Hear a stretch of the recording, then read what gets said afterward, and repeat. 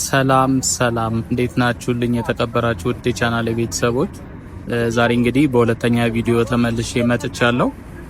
እንግዲህ እንደምታውቁት የቺቺኒያ ኮሪደር ፕሮጀክት ወደ መጠናቀቁና ወደ መገባደዱ እየደረሰ ነው።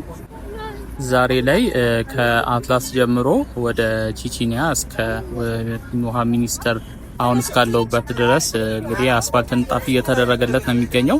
እንግዲህ ዛሬ እሱን ላሳያችሁ ወድጄ ከዚሁ ከውሃ ሚኒስቴር ጀምሬ እስከ አስፋልቱ የሚነጠፍበት ድረስ እየጎበኛ የምንሄድ ነው የሚሆነው። እስከ መጨረሻው እንግዲህ አብራችሁን ቆይታችሁ ይሄን ድንቅ የሆነ ፕሮጀክት የአስፋልት ንጣፉንም ጨምሮ እንድትመለከቱ ስል ጋብዛችኋለሁ። እንግዲህ አዳዲስ የሆናችሁ ቤተሰቦች ሰብስክራይብ በማድረግ ቤተሰባችንን መቀላቀል እንዳትረሱ፣ እንዲሁም ቪዲዮን ላይክ እና ሼር በማድረግ ለሌሎች ተደራሽ እንዲሆን ለቻናላችንም እድገት እንዲረዳን አጋርነታችሁን አሳዩን።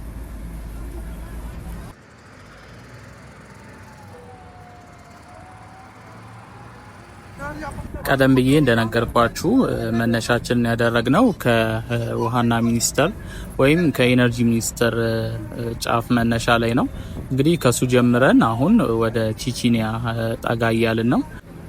እዚህ ጋር የምንመለከተው እንግዲህ የእግረኛ መንገድ እየተሰራ ነው የሚገኘው። እንግዲህ ከሱም ባለፈ እንደምትመለከቱት የሱቆችና የፓርኪንግ ስፔስም አብሮት እየተሰራለት ነው የሚገኘው። እዚህ ከፊታችን የምንመለከተው ሰፋ ያለው ቦታ የፓርኪንግ ስፔስ ነው። ከጎኑም እንግዲህ የነጭ የተቀባው የተለያዩ አርቶች የሚሳሉበት ቦታ ነው። ብዙ ቦታ እንግዲህ እንደምታውቁት አዲስ አበባ ላይ አሁን እንደዚህ አይነት ድልድዮች ዙሪያ ላይ የተለያዩ ስዕሎች እየተሳሉ እጅግ በጣም ውብ እየተደረጉ ነው የሚገኘው። እንግዲህ የፓርኪንግ ስፔስ ይሆናል ያልኳችሁ ቦታ ይሄ ከፊት ለፊታችን ያለው ነው። እንደምታውቁት ይሄ የቺቺኒያ መንገድ እንግዲህ የሚጀምረው ከቀበና አካባቢ ካለው መስመር ነው። እንግዲህ ከዛ ጀምሮ እስከ ቦሌ ሩዋንዳ ድረስ የሚረዝም ረጅም የሆነ የኮሪደር ፕሮጀክት ነው። ከዚህ ጎን ለጎንም ከ22 ወይም ደግሞ ከእንግሊዝ ኤምባሲ በ22 አድርጎ እስከ አዲስ አበባ ስቴዲየም ዙሪያ የሚሰራውም የኮሪደር ፕሮጀክት አሁን ላይ በፈጣን ሁኔታ እየተሰሩ ያሉ የአዲስ አበባ ውስጥ የሚገኝ የኮሪደር ፕሮጀክቶች ናቸው። እንግዲህ ሙሉ ለሙሉ እስከ ሰኔ መጨረሻ ይጠናቀቃል ተብሏል።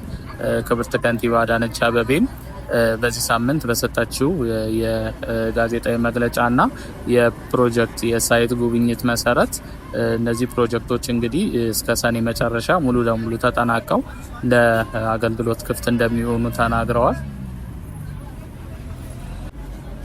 በዛም መሰረት አብዛኞቹ የኮሪደር ፕሮጀክቶች የአስፋልት ንጣፍ እየተደረገላቸው ነው የሚገኘው።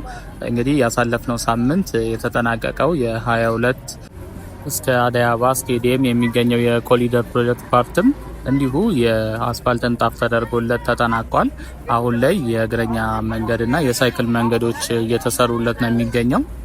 እንደምታውቁት ይሄኛውም ቀደም ብለን እንደተመለከት ነው እንግዲህ ከአትላስ ጀምሮ እስከ አሁን እስከምንሄድበት ድረስ የአስፋልት ንጣፍ እየተደረገለት ነው የሚገኘው። እንግዲህ እሱን በደንብ የምንጎበኘው ነው የሚሆነው። አሁን ላይ እንግዲህ ይሄ የድልድዩ መውረጃ ፓርት ላይ ደርሰናል።